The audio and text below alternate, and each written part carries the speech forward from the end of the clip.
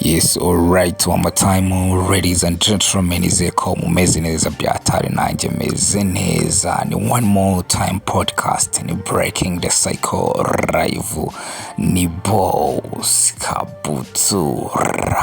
This is 2025, umwaka w'ibihumbi bibiri na makumyabiri na gatanu. We back again.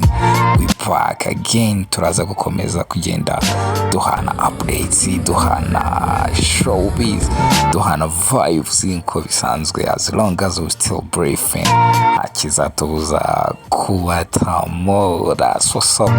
Ejo itariki ya mbere z'ukwezi kwa mbere umwaka w'ibihumbi bibiri na makumyabiri na gatanu wasize amateka yanditse.